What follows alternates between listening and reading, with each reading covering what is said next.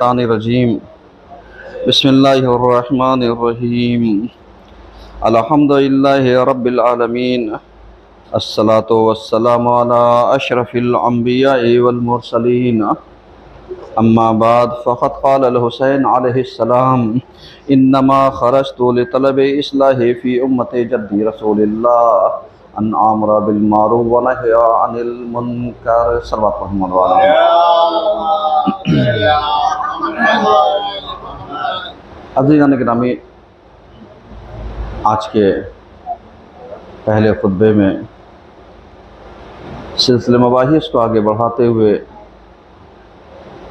हमारी गुफ्तगू इस उन्वान पर जारी है कि करबला हक़ व बातिल का मेयार है। हुज़ूर वाला इस पर बहुत सारे बयानात और बहुत सारी तमसीलात और बहुत सारे उन हिदायत के पहलू जो आज हमारे समाज को, हमारी कौम को, इंसानियत को और हर दीन के मानने वाले को ज़रूरत है ताकि कम से कम सही और गलत को जो सोचने और समझने की सलाहियत और तालीम देती है उससे इंसान आगाह हो सके। क्योंकि हमने अपने बचपन से और हमसे पहले जितना सिलसिला पीछे चला जाए या आने वाला, ये सब सिलसिले ऐसे हैं कि जहाँ पर हम अपने औलादों को, अपने बच्चों को, अपनी नस्लों को ये समझाने की कोशिश करते हैं कि करबला हक़ और बातिल का मेयार है और ये कसौटी अगर तुमने समझ ली तो कभी भी गुमराह नहीं हो पाओगे। क्योंकि अगर करबला को किसी ने अच्छे से समझ लिया तो क्या कहना, और अगर करबला को नहीं समझ पाए या नहीं समझने की कोशिश की तो फिर हर लम्हा यानी ये खुदशा रहेगा कि कब हम अपने ईमान से समझौता कर बैठें या ईमान का सौदा कर बैठें, हमें अंदाज़ा नहीं होगा। क्योंकि हमें सही मानों में करबला जो कुछ हमें अता करती है वो सही पर डटने का हौसला, यानी हम सही पर बाकी रहें और बातिल पर उठ खड़े होने का जज्बा पैदा करती है। और जब ये जज्बा पैदा हो जाता है तो फिर ज़रूरी नहीं कि कोई करबला रोनुमा हो तो हम उठ खड़े होंगे, बल्कि ये जज्बा हमारे अंदर ये कैफियत और सलाहियत को पैदा करता जाएगा कि जहाँ हक़ होगा वहाँ हमारी आवाज़ हक़ के साथ मिली होगी, और जहाँ बातिल होगा वहाँ हम बातिल के मुकाबले में डट करके खड़े होंगे, वलो सामने हमारा कोई भी हो।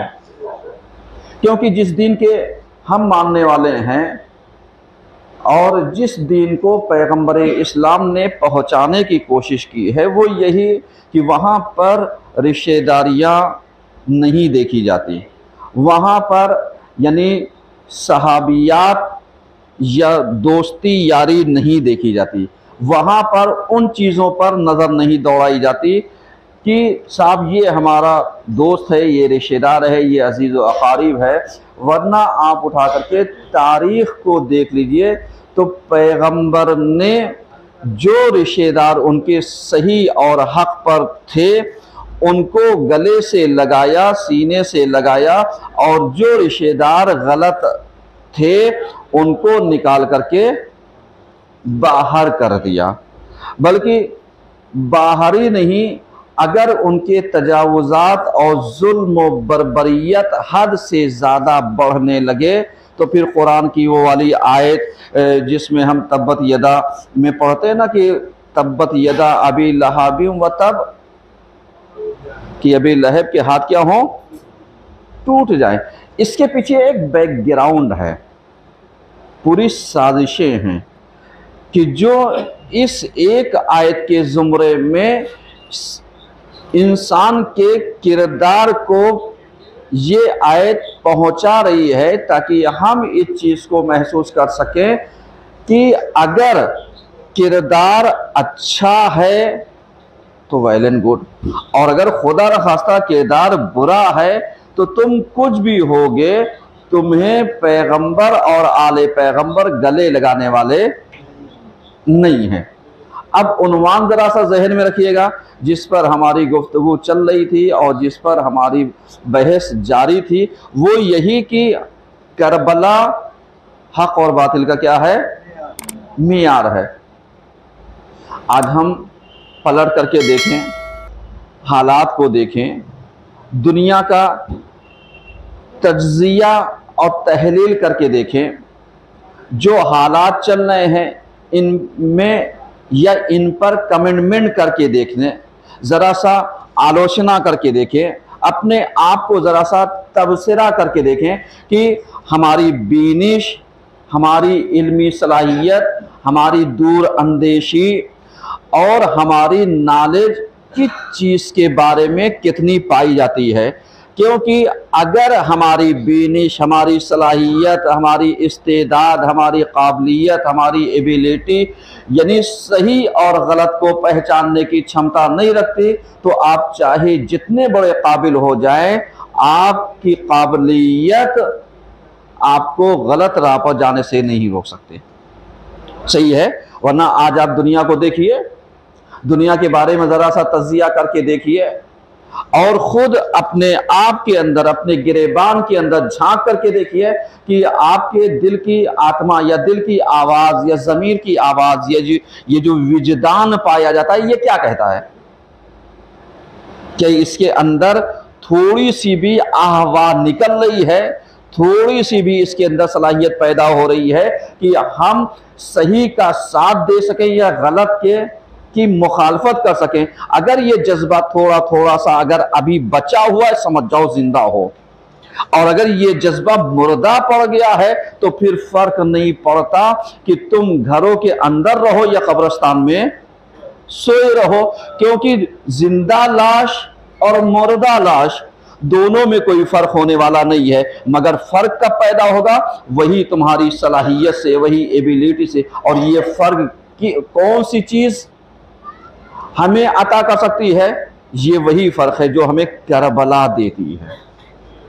सही है? क्योंकि हम अपने बचपने से सुनते चले आ रहे हैं, मजालिसे हैं, अज़ा है, अज़ादारी है, ये सारी चीज़ों को हम सुनते आ रहे हैं, इन सारी चीज़ों को हम देखते आ रहे हैं, इन सारी चीज़ों के ऊपर हम अमल करते आ रहे हैं। लेकिन हकीकत में अगर हम आपसे सवाल कर दें और ज़रा सा यानी अपनी कौम के अंदर एक टेस्टर लगाया जाए कि साहब करबला कितना तुम्हारे अंदर जिंदा है, तो मेरे ख्याल से शायद किसी को बताने की ज़रूरत नहीं है, किसी को समझाने की ज़रूरत नहीं है। क्योंकि ये टेस्टर जब इंसान के अंदर लगता है तो वही टेस्टर कहीं ताल्लुकात से, कहीं रिश्तेदारियों से, कहीं तालमेल से, कहीं दोस्ती यारी से, कहीं अजीज़ो अकारिब से, इन चीज़ों से अगर हमारा तालमेल बैठता है तो हम मजलिसों में अज़ादारी में जाने की कोशिश करते हैं, और अगर इससे तालमेल नहीं बैठा तो फिर हम खालिसतन लिवजहिल्लाह जो है हुसैन के लिए निकलना कम पसंद करते हैं। ना यकीन हो तो आप तज्जिया करके देख लीजिए। यहीं पर दो मजलिसों का मैं ऐलान करा दूं, एक मिसाल दे रहा हूं। एक मजलिस सिंपल सी मजलिस हो जिसमें एक मामूली सा, जबकि ये मेरे जुमले हैं, जबकि कोई तबरुक मामूली नहीं होता है, ये समझिएगा। सिर्फ मैं मिसाल दे रहा हूं समझाने के लिए कि एक जगह पर तबरुक मामूली सा हो और दूसरी जगह पर यानी तबरुक के नाम पर पूरा दस्तरखान आलीशान बिछा हो। अब जरा सा पब्लिक को अख्तियार दे दिए, वो जाएगी कहां? क्या मजलिसें नहीं हो रही है? हो रही हैं, लेकिन इंसान चूंकि फितरतन लालची है, उसकी फितरत में लालच पाई जाती है, तो वो ये सोचेगा जहां पर मेरा दीन और दुनिया दोनों का फायदा हो वहां चलना चाहिए। जहां पर ज्यादा फायदा हो वहां पर हमें आगे आना चाहिए, जहां पर ज्यादा चीजें हमें दी जा रही हैं वहां पर वो चीजें हमें चल करके ले लेनी चाहिए। अब यहीं पर हम वो ये भूल जाते हैं कि साहब हुसैन के लिए कहां पर आए और कहां अपने पेट भरने के लिए आए। अब जब जरा सी चीज में हमारा ईमान डामाडोल हो जाता है तो अब जरा सा बताइए कि जहां पर पैसों की लालच हो, जहां पर दौलत की रेलपेल हो, जहां पर दौलत लुटाई जा रही हो, जहां पर दोस्ती के नाम पर लोगों को ठगा जा रहा हो, जहां पर दोस्ती के नाम के ऊपर मालूम दिया दस्तरखान बिछाया जा रहा हो, अब इंसान कहां जाएगा? तो मुझे पूरा पूरा अगर मैं चला जाऊं पैगंबर के जमाने में, और पैगंबर के जमाने से लेकर के सन 60 हिजरी तक, यानी अगर सिर्फ मैं 50 साल का जमाना आऊं, यानी पैगंबर के इंतकाल से लेकर के वाक़े करबला से पहले तक, तो अब ईमानदारी से बताइए वाक़े करबला से पहले तक अगर हम इस चीज को आते हैं, ईमानदारी से बताइए, पैगंबर के इंतकाल लीजिए और 60 हिजरी लिए, 50 साल के बीच में जो चीजें मुहैया होती हैं, जो चीजें पेश आती हैं, जो हालात हमारे सामने पैदा होते हैं, अब आप जरा सा अंदाजा लगा लीजिए, सन 60 हिजरी और सन 11 हिजरी चलिए, 50 साल में कितनी साजिशें हुई?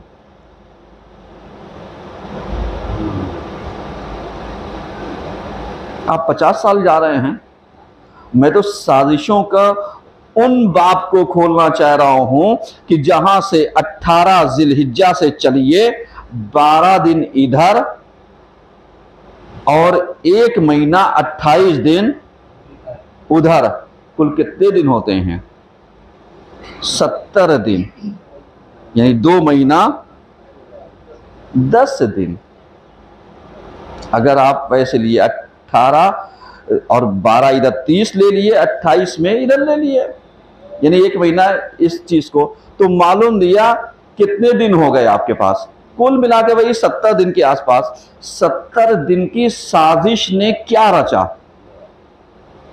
आज बहुत सारे अफराद ये सवाल करते हैं, साहब कोई कैसे बहक सकता है, कोई कैसे वो हो सकता है, कोई कैसे सही रास्ते को छोड़ सकता है? उनसे मैं सिर्फ एक सवाल करता हूं कि 18 गदीर 1.25 लाख मुसलमान होने के नाते आकर के इंतकाल पैगंबर 28 सफर सन 11 हिजरी में ये कैसे पूरा माहौल बदल गया? कहां सब चले गए? कहां चले गए थे? ज्यादा दिन का फासला नहीं है, सिर्फ ये इतना सा फासला 70 दिन का। 70 दिन में ऐसा क्या हो गया? आज हम लोग बहुत सारे अफरादों को यही कह के छोड़ देते हैं और दुहाई देते हैं, साहब अरे इनका माजी देखिए, माशाअल्लाह कितने खिदमत गुजार, इनकी खिदमत देखिए, माशाअल्लाह कितनी बड़ी खिदमत। और हम जैसा इंसान हो तो इनसे कहे साहब आकर के इनकी एंडिंग देखिए कि इनका इख्तिताम कितना अच्छा हुआ। तो अब आप बताइए, बचपने में माँ बाप ने कान में कलमा पढ़ करके सुना दिया, दाहिने कान में अजान, बाएं कान में अकामत दे करके तुम्हें मुसलमान तो बना दिया, अब लास्ट मोमेंट पर हालत एतजार में तुम शक करते रहे, पता नहीं ये सही है, पता नहीं वो सही है, तो अब बता दो तुम मुसलमान बाकी रहे? समझ में आ रहा है ना? ये चीजें अगर टेस्टर लगा करके जरा सा हालात के ऊपर अगर इस चीज को कसौटी पर रखा जाए और तौला जाए, कंपैरिजन किया जाए, कंपेयर किया जाए, तो जब इस चीज को आप कंपेयर करेंगे तो आज हम लोगों की गुमराही का सबब, जो आज हम कंफ्यूजन में चले जाते हैं, वो यही है कि हम लोगों का माजी देखते हैं कि साहब इन्होंने माजी में क्या किया था, कहा ये किया था, बस अब आकर के इनकी एंडिंग भी तो देख लीजिए कि साहब इनका इख्तिताम कहां पर हुआ। मैं आपसे सवाल करता हूं, मौजू ज़हन में रहे, करबला हक और बातिल का मियार है। सर उठाइएगा जरा सा, करबला हक और बातिल का क्या है? मेयार है, ये जहन में रखिएगा। मैं आपसे सवाल करता हूं, हुर कामयाब पहले था या आखिर में था? क्यों बोल रहे भैया? माजी देखो ना उसका। अब यहां माजी नहीं देखोगे, क्यों?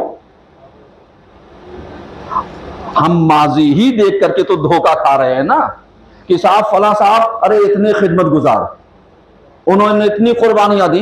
अरे कुर्बानियां अपने जमाने में दी थी, अब आज ये जो प्रेजेंट है इसमें बताओ कहां है? इसमें बताओ कौन सी पिक्चर में ये फीड हो रहे हैं, कौन से किरदार में ये फीड हो रहे हैं? तो अब पता चला कि कामयाबी का सेहरा एंडिंग में आकर के क्या होता है? सजता है, और आकर के ये सेहरा आखिर में डाला जाता है। इसीलिए शुरुआती जंग जो होती है, कहते तो है शुरुआत बहुत अच्छी है, कहते हैं भी आगे आगे देखिए होता है क्या। वरना अगर गालिब का एक शेर उठा लिए तो क्या कहते हैं? इब्तदाई इश्क है होता है क्या है, आगे आगे देखिए होता है क्या, ऐसे ही कुछ है ना। क्या मतलब इसका? यानी अगर इस चीज को अगर आप समझना चाहिए, देखिए अशआर का मैं मुखालिफ नहीं हूं, शोरा का मैं मुखालिफ नहीं हूं।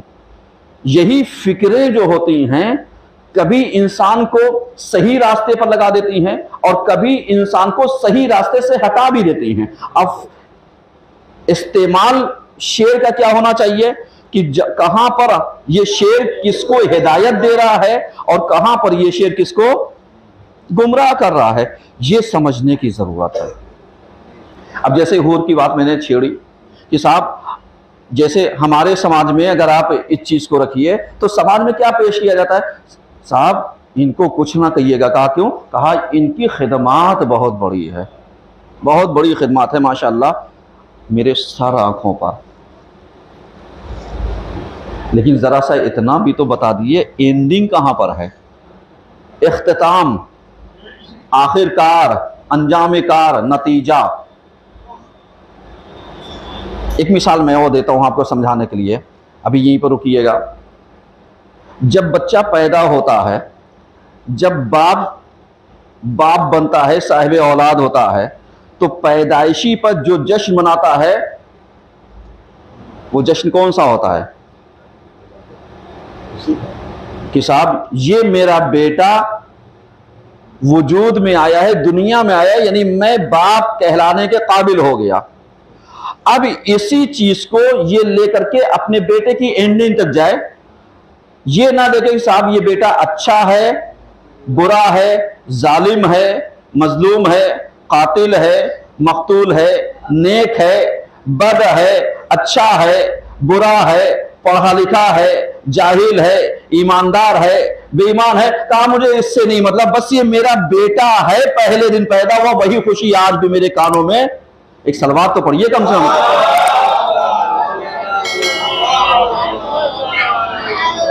गूंज रही है। अब यही बेटा जब समझदार हो जाता है तो बाप शिकवे क्यों कहता है? शिकवा ना करे, बस इसी पर खुश रहे कि साहब ये मेरा बेटा है। शिकवा करने का मतलब ये हो गया कि बेटे से जो तवक्कुआत थी वो पूरी नहीं हो रही है। समझ रहे हैं ना? यानी इस चीज को आप जरा सा समझने की कोशिश कीजिएगा। मैं समझा रहा हूं बहुत बड़ा मसला भी और मेटर भी और हालात भी, और आज का जो ये करंट अफेयर है, हालात हाजरा, इसको जरा सा समझने की कोशिश कीजिएगा। क्यों? अगर हम पहले दिन की खुशी को लेकर के रखे रहेंगे तो एंडिंग क्या होगी मालूम नहीं। अब जरा सा पहले दिन की खुशी को लीजिए। सुल्ताना डाकू, मिसालें मैं कई बार दे चुका हूं। सुल्ताना डाकू जब ये सूली पर चढ़ा तो इससे पूछा गया कोई तुम्हारी बात है आखिर? कहा हाँ भाई माँ को बुलाया जाए। माँ जब आई कहा जबान निकालो, जबान निकाला, उसने दांतों से जबान काट लिया। कहा क्यों? कहा अगर इसने बचपन में पहली गलती जब मैंने अंडा चुराया था, अगर इसने रोक दिया होता तो आज मैं सूली पर ना होता। इसका मतलब क्या है?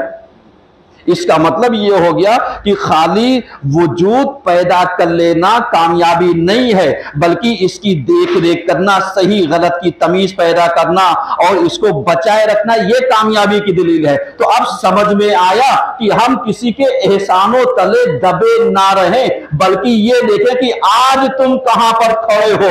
अगर जहां पर पहले दिन खड़े थे आज भी खड़े हो तो काबिले तारीफ है, लेकिन अगर पहले दिन और आखिरी दिन में बदलाव आ गया तो तुम्हारा फैसला आखिरी के हिसाब से होगा, पहले दिन के हिसाब से नहीं होगा। एक सलवार पढ़िए सब मिल करके।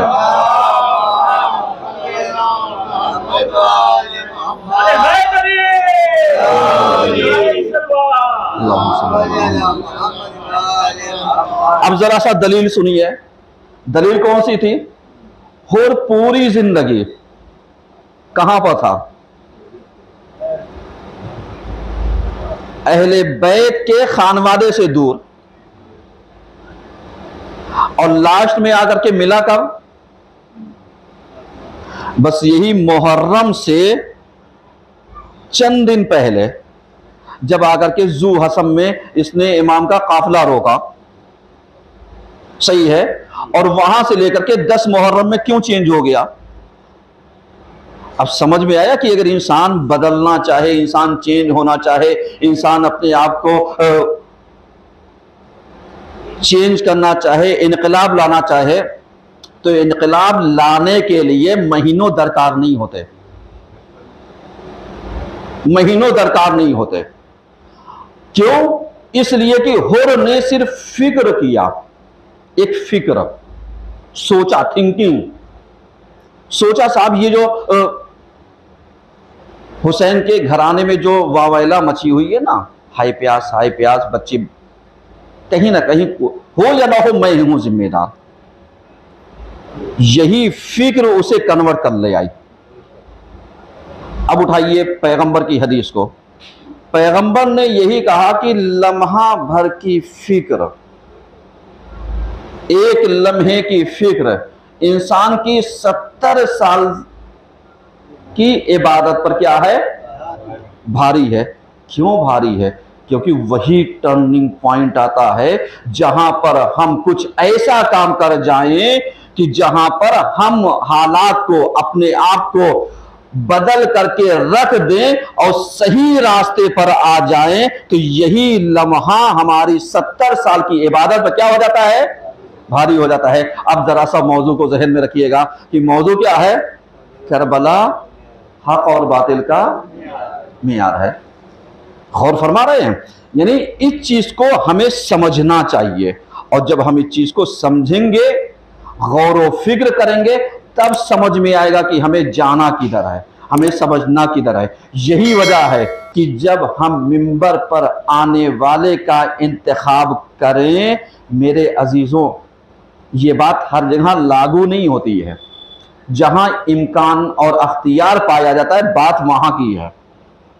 कभी कभी ऐसा होता है कि मालूम लिया किसी करिए में, किसी देहात में कोई मौलवी है ही नहीं, तो क्या हम मजलिसों को ऐसे ही छोड़ दें? नहीं, कंडीशन बदल गई। कभी ऐसा होता है मौलवी है, लेकिन मौलवी के मुकाबले में हम उसके सामने उससे कमतर को ला करके बिठा दें जिद में, तो ये जानबूझ करके साजिश है। तो ये कंडीशन फर्क करती है कि जहां पर कुछ नहीं, वहां पर जितना मुमकिन है कर सकते हो करो। वरना आप देखिए पुराने जमाने के लोग, या आज भी बास करिए और देहात में, जब आप मुहर्रम में चले जाइए तो जिन जगहों पर आलिम का एहतमाम या इंतज़ाम नहीं हो पाता है, तो लोग या तो मरसिया पढ़ लेते हैं, या 2 नौहा पढ़ लेते हैं, या 3 नौहे पढ़ लिए, या खड़े होकर के मातम कर लिए और गिरियो बुका करके हिस्सा बांट देते हैं। उनके लिए यही मजलिस है। समझ में आ रहा है? यानी आप कंडीशन को आप देखिए, चूंकि मरसिया भी इसका एक हिस्सा है। और इसी चीज को मैं तो बार बार कहता हूं कि बाज मरासी ऐसे हैं कि अगर पढ़ दिए जाएं तो मजलिसों से अच्छे मरसिए हैं कि जिसमें पूरी एक गुफ्तगू, एक नतीजा पूरा पाया जाता है, और बाद एक ऐसे मिंबरों पर आने वाले कुछ ऐसे गैर जिम्मेदार अफराद हैं कि जिनकी पूरी गुफ्तगू सुन डाली है और आपको पता ही नहीं चलेगा ये समझाना क्या चाहते हैं, बताना क्या चाहते हैं। तो हमें उन्हें लाना है जो हमारे समाज को क्रिएटिविटी की तरफ लेकर के जाए, क्योंकि करबला हक और बातिल का मेयार है। तो अब हमारी जिम्मेदारी और आपकी जिम्मेदारी यही है कि अगर हमें सही और गलत को समझना है तो अपनी फिक्रों को, अपनी अक्लों को, अपनी तदबीरों को खोल करके फराग दिली के साथ, सूझबूझ के साथ, बीनिश के साथ देखना पड़ेगा, ताकि हमारे अंदर सही और गलत के जांचने, परखने और कबूल करने की सलाहियत पैदा हो जाए, ताकि हम सही और गलत को के फर्क को महसूस कर सकें। औज़ुबिल्लाहि मिनश शैतानिर रजीम, बिस्मिल्लाहिर रहमानिर रहीम। इन्नल्लाह वल अस्र इन्नल इंसाना लफी खुस्र इल्ला लज़ीना आमनु व अमिलुस सालिहाति व तवासौ बिल हक़्क़ि व तवासौ बिस सब्र। अल्लाहुम्मा सल्लि अला मुहम्मदिन व अल्लाहुम्मा सल्लि अला मुहम्मदिन व आले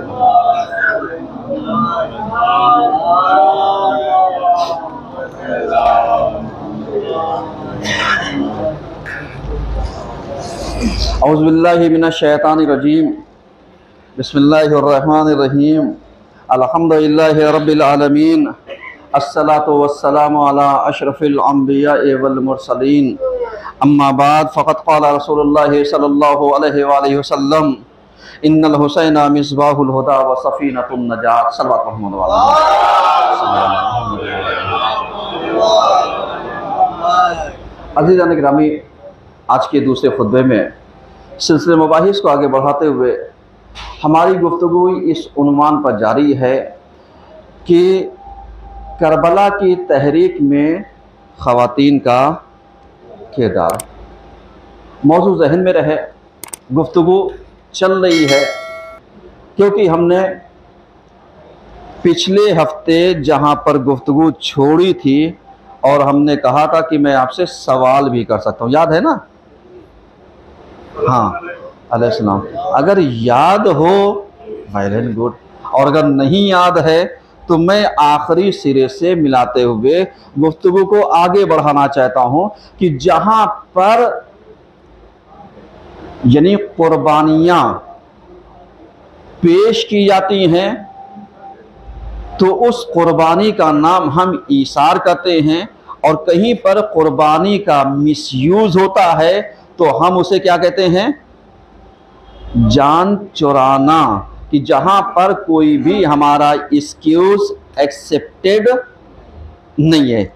आ रहा है ना जहन में?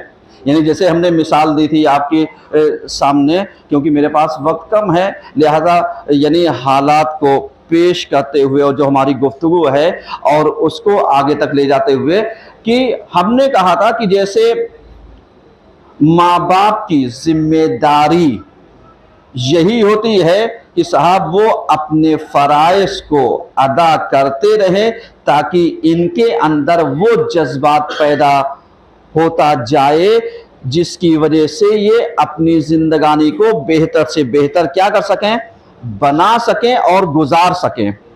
और जब तक इन हालात में करबला की माओं का किरदार पेश नहीं किया जाएगा तब तक माशरे को, हालात को, समाज को, सोसाइटी को एक बेहतर वे में ले जाया नहीं जा सकता। क्योंकि जब तक, चूंकि जरा सा गौर कीजिएगा, हमारे बचपनों में हमारी माएँ, हमारी नानी वगैरह, दादी वगैरह या घर की जो बड़ी औरतें होती थीं वो वाकयात की सूरत में लोरियां सुनाती थी, याद है ना?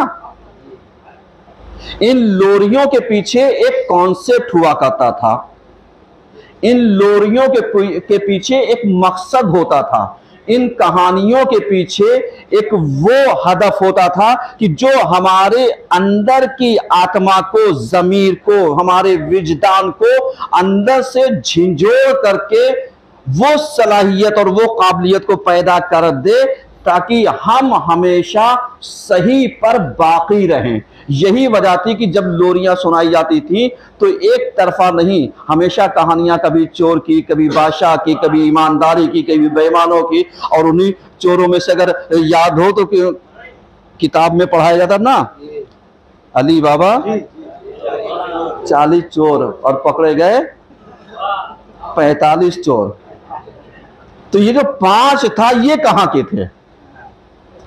यानी इस चीज को जरा सा आप समझिएगा। यानी इन सब कहानियों के पीछे एक लॉजिक हुआ करता था। और हम लोग क्या करते थे, हम लोग कहानियों को कहानी जैसे नहीं समझते। ये अलैहिस्सलाम, यही वजह है कि जब भी हमारे यहां अगर किसी चीज का पाठ पढ़ाया जाए, किसी चीज को समझाया जाए, तो उस समझाने के पीछे एक लॉजिक होती है, उसके पीछे एक मकसद होता है, उसके पीछे एक हदफ होता है, उसके पीछे एक मंजर और पस मंजर होता है, उसके पीछे एक सीन होता है जो कभी नजर आता है और कभी नजर नहीं आता।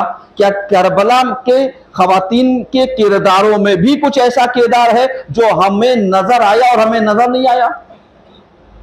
बहुत सारे ऐसे हैं मिसालें, चूंकि इसमें कसूरवार हम उलमा हैं, आप लोग नहीं हैं, क्योंकि हमने अपनी जिम्मेदारियां पूरी नहीं की। अगर हमने अपनी जिम्मेदारियां पूरी की होती तो बात कुछ और होती। क्योंकि अवाम ने कह दिया साहब उलमा काटे जाएंगे, हमने मान लिया कि सलवार तो पढ़िए कम से कम। देखिए जरा सा गौर कीजिएगा, क्योंकि जहां पर किरास कंडीशन पेश आ जाए वहां चालाकी चलती है, समझदारी नहीं। मेरी बात समझिएगा, मैं लफ्जों से बहुत दूर तक ले जाना चाहता हूं। जहां पर किरास कंडीशन हो, यानी अवाम समझे मौलवी गलत, मौलवी समझे अवाम गलत, और यही है। इसी चीज को अगर ये देखा जाए तो यहां पर हमेशा चालाकी चलती है, समझदारी नहीं। चालाकी का मतलब क्या होता है? यानी अवाम उतना मौलवी से ले लेगी जितना उसके मतलब का है, मौलवी अवाम से उतना लेगा जितना उसके मतलब का है। बात तो बराबर हो गई ना, दोनों जगह मतलब हो गया। एक सलवात और पढ़िए।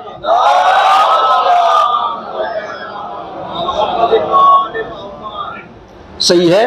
अब आइए मिलाइए, मैं आपको एक नतीजे तक लाना चाहता हूं कि ये जो कहानियां सुनाई जाती थी, लोरियां सुनाई जाती थी, किस लिए? ताकि इसमें एक मंजर और पस मंजर, उसका बैकग्राउंड पता रहे कि जहां पर कॉन्सेप्ट आकर के क्लियर होना चाहिए। हम क्या करते हैं, हम कहानियां तो सुनते हैं, नतीजा कभी नहीं देखते। और यही वजह है कि जितनी आसानी से आज हम सीरियल को, फिल्मों को, सीन को, एक्शन को, इन चीजों को देखते भी हैं और अपने अंदर उतारते भी हैं, वहां पर हम फास्ट प्ले करके प्ले नहीं करते कि साहब कौन सा सीन छूट जाएगा। और जब दीन की बातें आती हैं तो हम वरक पलटना शुरू करते हैं, यानी सीक्वेंस भुला देते हैं। अभी मजलिस लगाई जाए, हमें ये छोड़ो, आगे बढ़ाओ, देखो आगे क्या कर रहे हैं, उसके बाद होता मसाइल सुना छोड़ो। इसका मतलब क्या हुआ? अब इसी तरीके से आप कोई फिल्म का कोई वरक गदानी भी कर लीजिए, जो सीन चल रहा है, ड्रामा चल रहा है, उसकी वरक गदानी कर दिए, तो वहां पर नहीं, वहां पर एक एक कैरेक्टर को देखते जाएंगे। तो अब पता चला दिलचस्पी कहां पर है, दिलचस्पी कहां पर है? वही वीडियो पर आ गए, फिल्मों पर, सीरियल पर, इस पे उस पे आ गए। अब इसी को अल्फाज में बदलता हूं। जब हक बयानी होती है तो हम सुनते कितना है? मतलब भर का। और जब गीबत होती है तो घंटों भर की। सलवार तो पढ़िए कम से कम।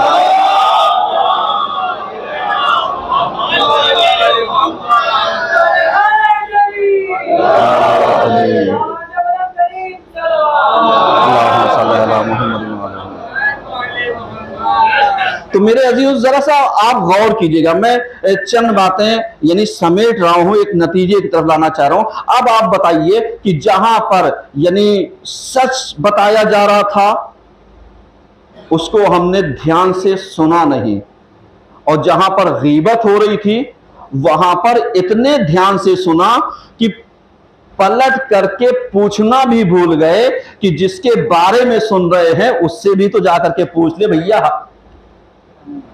सही क्या है गलत क्या है। लेकिन गीबत इतना मजबूत प्रोपेगेंडे का नाम है कि एक कान का रस इतना शीरी होता है कि दूसरे कान में जाकर के ऑटोमेटिक क्या हो जाता है, फैल जाता है। सलवात पढ़िए सब मिल करके।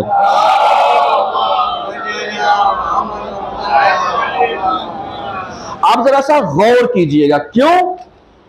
क्योंकि हमने जो लोरियां सुनी थी वो लोरी नहीं थी, उसको हमने वाकयात की सूरत में सुना था। लेकिन नतीजा कब मिलता है? जब हम वाकयात को वाकयात की सूरत में नहीं देखना चाहिए, एक नतीजे की सूरत में देखना चाहिए। और जब हम नतीजे की सूरत में देखेंगे तो क्या होगा?